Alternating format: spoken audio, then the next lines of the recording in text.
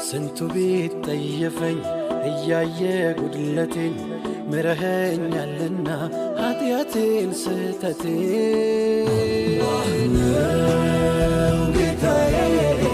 አላህ ነው ጌታዬ አላህ ነው መጠጊያ ያድርጌ ለስንቱ ነገሬ ሁሉ ባንተ ሆነ መድመቄ ማማሬ